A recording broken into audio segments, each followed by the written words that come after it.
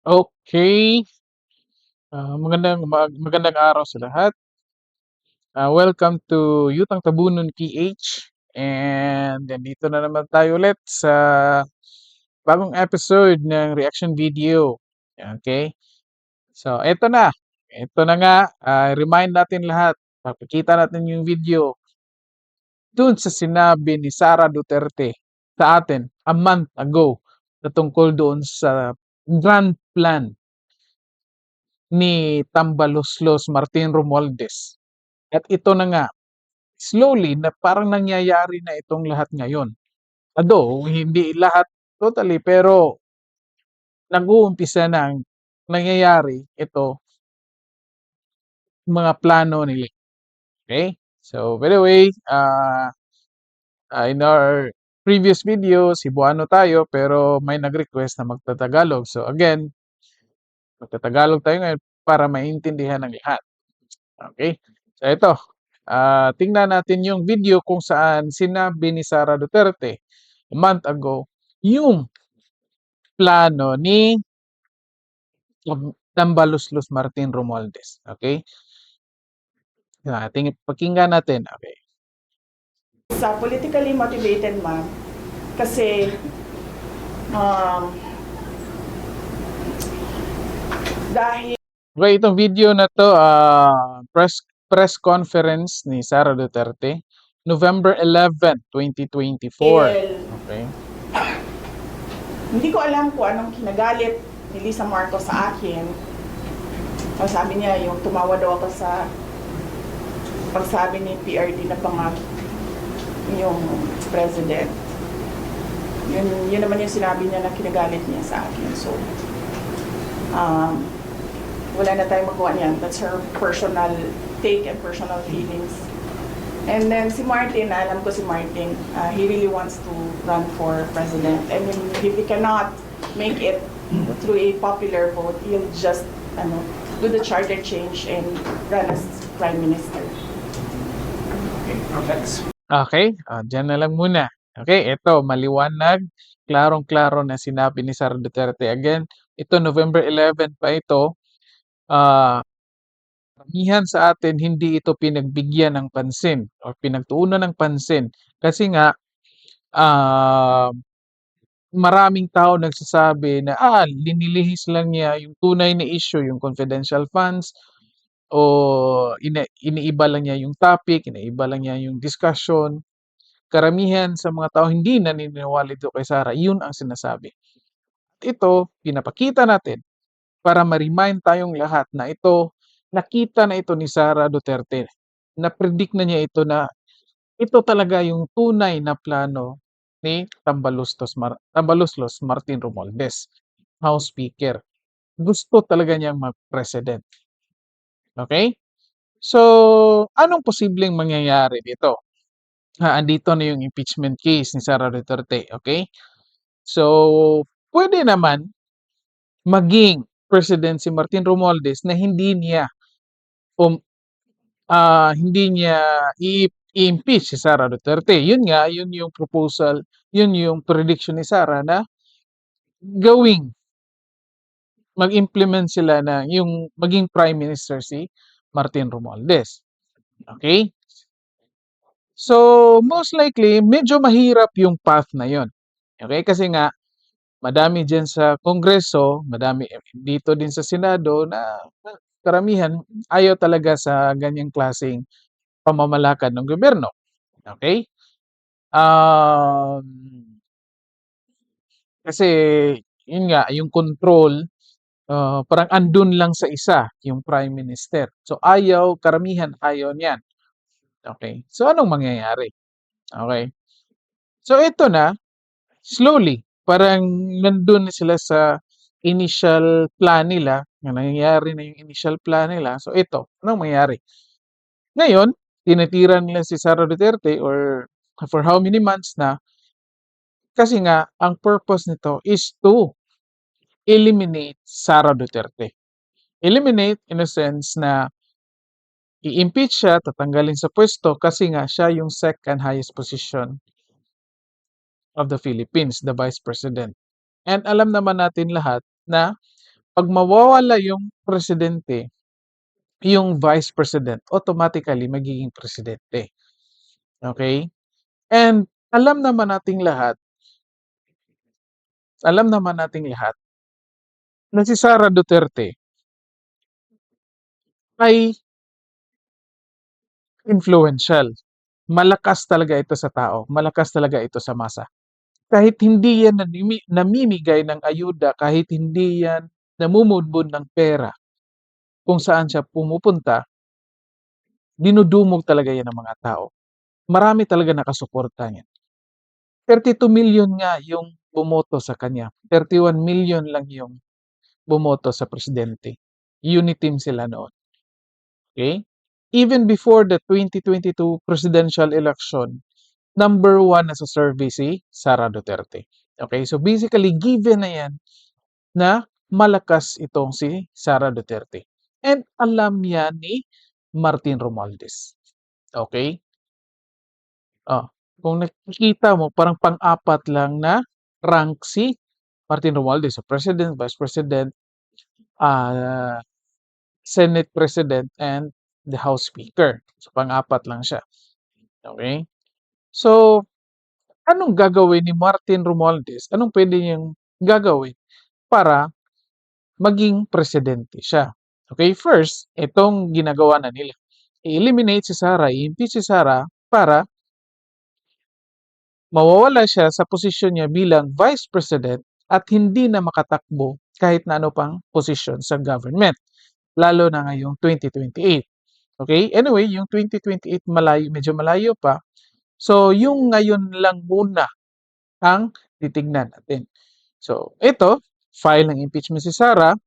So, target nila by 2025 or even before the election, 2025 election, maaalis na si Sara Duterte sa kanyang position as Vice President. Okay? So, anong mangyayari? Ito mangyayari.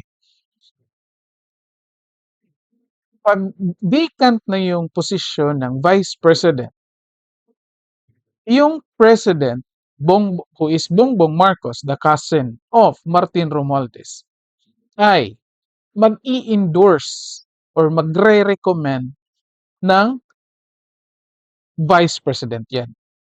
Okay? Magre-recommend lang siya.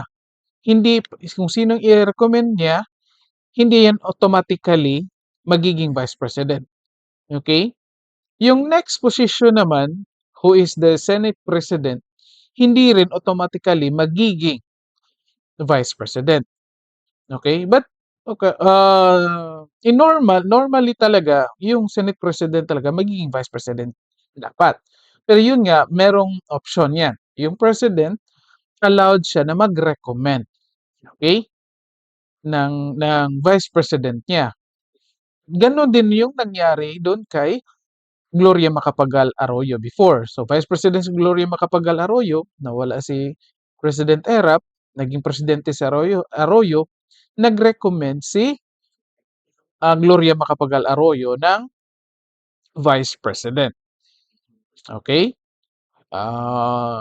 Well, if I remember it right, naging Vice President yung Senate President, and then suddenly pinalitan niya. Okay? Pinalitan niya, nag-recommend siya. Okay? So, pwede din yun. So, ito yung tinitake na path. Ito yung nakikita kong tinitake na path ni Martin Romualdez. Okay? Tatanggalin si Sara bilang Vice President. And then, of course, pinsan niya yung presidente, si Bongbong Marcos. So, alangan naman, hindi siya i-recommend nun. House Speaker siya. Pang-apat na posisyon siya. Qualified naman siya according to age. Okay? According to age.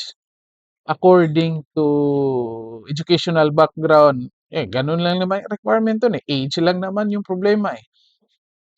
I believe 40 years old. Pag 40 years old and above ka, then pasok ka. Okay? So, basically, pag out ni Sara Duterte, pag ni-impeach na siya by 2025, President, who is Bongbong Marcos, the cousin of Martin Romualdez, will recommend Martin Romualdez. Okay? Will that be automatically Martin Romualdez become the Vice President? No. Hindi pa rin. Kasi magvo-vote pa rin yung Senate at saka yung Congress. At alam naman natin yung Senate, ilan lang naman sila ang mag-vote. Okay? At hindi pa lahat dyan ang magvo-vote doon sa kanilang Senate President. Okay? So, most likely, alam naman natin na hold ni Martin Romualdez yung mga tao niya dyan sa House of Representatives kasi nga busog sila dyan. Ah, binibigyan ng kung ano-ano, maagang pamasko, okay? Memorable Christmas, mga meaningful Christmas nila dyan. Ibusog yung mga House of Representatives natin. Most likely, expected na yan, no? Na ang iboboto ng mga House of Representatives ay yung House Speaker nila, who is Martin Romualdez. Okay? So, expect by 2025, Sara will be impeached, Martin Romualdez will become the Vice President. Okay? Martin Romualdez will become the Vice President. Okay? If things will go in their way, ha? Okay, if things will go in their way. Okay? Because currently, alam naman natin, itong impeachment, hindi ito evidence-based eh. Hindi ito evidence-based. Kung evidence-based ito, alam natin na simulat sa pulpo lang, wala na itong basihan. Pero yun nga, sabi nila, numbers game. So currently, the House of Representatives, kasi nga busog sila, hold sila ni Martin Romualdez. Kaya nga, pinapabilisan nila itong impeachment kasi hindi nila alam by 2025 after the election, ganun pa rin yung numbers na makakuha nila. So target nila before the election, makapag-vote na sila na ma-impeach ito si Sara. Okay? Kasi meron pa silang numbers. Hold pa nila yung numbers ng Congress. Okay? So yun nga, numbers game. Okay? So by expected, again, if things will go along their way, in 2025, Sara will be impeached. Martin Romualdez will become the Vice President. Okay? Martin Romualdez will become the Vice President. Okay? So what will happen then? 'Di ba? 'Di ba? Sabi ni Sara, gusto niyang maging presidente, vice president lang siya. Okay? Eto, expect by the end of 2025 or the start of 2026, etong si Martin Romualdez, marami itong nalalaman tungkol kay Bongbong Marcos. Kasi nga, pinsan niya ito. At allies niya ito. Okay? Si Sara Duterte nga, bagong ally lang niya ni Bongbong Marcos during election lang until like 2 years lang. Marami nga siyang alam na impeachable deeds or action ni Bongbong Marcos. Hindi nga lang niya pinresent ngayon kasi alam niya walang numbers. Okay? Paano pa kaya si Martin Romualdez na matagal ng ally ni Bongbong Marcos? Okay? Sasabihin natin na, magpinsan yan, magkadugo yan, hindi yan mag-aaway. Nakita na natin yan sa politika. Ang daming nasirang pamilya, ang daming nasirang relasyon dyan sa politika. Walang kamag-anak dyan sa politika. Yung mga bineng, nag-aaway until now eh. Diba? Yung mga binay, pamilya yan sila, nag-aaway. Dyan lang sa posisyon ng mayor nila. Okay? Mayor ng Makati. Okay? O paano pa kaya ito magpinsan? Magpinsan lang. Okay? So basically, we can expect before 2028, or not necessarily by 2026, we can expect before 2028, okay, Martin Romualdez will do something, okay, nga makapa-impeach doon kay Bongbong Marcos. Okay? Alam alam ni Martin Romualdez kung paano laruin yung politika. Alam niya. Kaya nga lumabas yung iba't ibang ano yung AIX, yung AKAP, kasi nga alam niya na kung merong mga ganyan,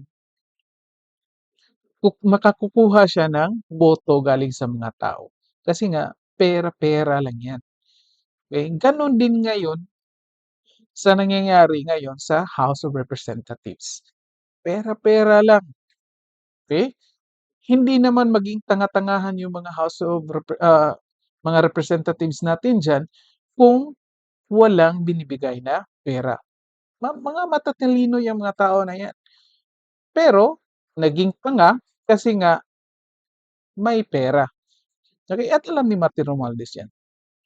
Alam naman ng mga tao niyan nga si Martin Romualdez nagbibigay ng funds yan. Sinabi na nga ni Sara nga, 2 tao lang yung may hold ng funds. Martin Romualdez at Zaldico.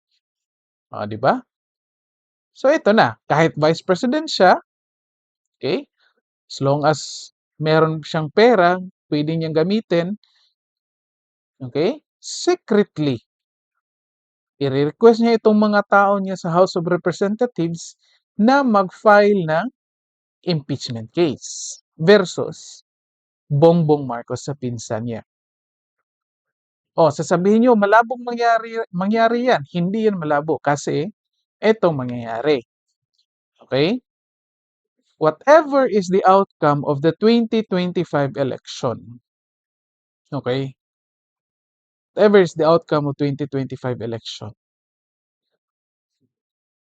May power yan sila. Kasi nga, halimbawa, palagay natin at after 2025 election, the same congressmen ay papasok, makabalik yan sila. Still, hold sila ni Martin Romualdez. Tao yan ni Martin Romualdez. What if, after 2025 elections, yung current congressman ngayon, hindi na makabalik. Yung current hindi na makabalik. Yung makapasok, yung mga tao, yung mga allies ng mga Duterte. Okay? Still, boboto pa rin yan versus or against Bongbong Marcos. Kasi nga, parang restback yan nila for Sara Duterte. So basically, vote yan na ma-impeach yung presidente. Ngayon, Vice President si Martin Romualdez, ma-impeach si Bongbong Marcos, papasok si Martin Romualdez as president. Okay? And whatever time remains for the presidency, Martin Romualdez can still run for another term. Kasi nga replacement lang siya. That's what happened to Gloria Macapagal Arroyo. Replacement lang siya, vice president siya, elected vice president, then ERAP resigned, hindi man talaga na-impeach si ERAP, na-resign lang yun. So, naging presidente si Gloria Macapagal Arroyo, and then the next election, Gloria Macapagal Arroyo ran for president and won. Okay? So, this might be the plan of Martin Romualdez. Again, ulitin natin bago natin ito tapusin. Again, target nila, especially dyan sa House of Representatives, by 2025, bago mag-election, target nila, okay, i-impeach itong si Sara Duterte. Okay? Ini-expect na nga ito ng mga PDP laban. Okay? Allies ng PDP laban. Even Sal Panelo mentioned, at all costs, Sara Duterte will be impeached kasi nga malakas si Sara, influential si Sara. And bukod sila ni Sara sa 2028. So, target nila, i-impeach talaga ito. Okay? So, expect before election of 2025, Sara will be impeached. That is why, even though a lot of people will say nga, kulang na sa oras yung pag-file nilang impeachment ngayon, eventually, before mag-election, that will happen. Sara will be impeached. Okay? And once Sara is impeached, Bongbong Marcos will recommend Martin Romualdez to become the vice president. Okay? Again, it is not automatically Martin Romualdez will become the vice president, but the legislative, the House of Representatives, and the Senate will vote who will become the vice president. And of course, Martin Romualdez holds the House of Representatives, who has a lot of numbers. Expect Martin Romualdez will sit down as vice president. Okay? Expect Martin Romualdez will sit down as vice president. And eventually, okay, as long time ally of the Marcoses, Martin Romualdez knew a lot of things about the Marcoses. Probably alam niya hindi lang 5 na impeachable offenses ni Martin Romualdez. Kasi sabi ni Sara, meron siyang nalalaman kay Bongbong Marcos na 5 impeachable offenses ni Bongbong Marcos. So basically, ito si Martin Romualdez, meron itong nalalaman more than 5 offenses ni Bongbong Marcos na impeachable. Okay? And since mayaman ito sa Martin Romualdez, may hold ito sa pera, okay? Whatever is the outcome of the 2025 elections, if the if the current congressman will come back, will win and will come back to the Congress, hold pa rin yan ni Martin Romualdez. Okay? And vice president siya, hold pa rin niya yung Congress. If those congressmen will not come back, will not win and will not come back, and Duterte's allies will come in, still, kahit hindi hold ni Martin Romualdez, okay, mag-utos lang siya ng isang grupo dyan or isang congressman na mag-file ng impeachment case versus Bongbong Marcos, matutuloy yan kasi magiging resback yan ng mga allies ng mga Duterte na mananalo after 2025 election. Okay? Kasi nasa perception nila na ang nagpa-impeach ni Sara, itong si Bongbong Marcos. So pag may nag-file ng impeachment case versus Bongbong Marcos, opportunity ito ng mga Duterte allies na makaresback. Okay? And once Bongbong Marcos will be impeached before 2028, dito na papasok si Martin Romualdez. Okay? Mas madali itong path na ito compared sa sinasabi ni Sara Duterte na magiging prime minister. Okay? But kahit ano pa man, nakikita natin na tama yung sinasabi ni Sara Duterte na ang goal talaga ni Martin Romualdez ay magiging presidente. Kasi nga, hindi siya mananalo sa majority votes. Walang boboto. Kung meron man, iilan lang. So, dyan niya padadaanin yung yung plano niya. Okay? And by the time magiging presidente siya, he can run for re-election, control na niya lahat. Okay? Control na niya lahat. Pwede na niya bilhin kung sinong nakaupo na mga commissioner dyan. Okay? So, ito lang muna ang prediction natin. Oh, kung nakikinig kayo, nanonood kayo, analyze nyo. Magbigay kayo ng opinion nyo at i-comment nyo sa comment section. Okay? So, please like and share and also subscribe to our channel as support so that we can still continue with our reaction video. So, dito na lang muna and magandang araw sa lahat.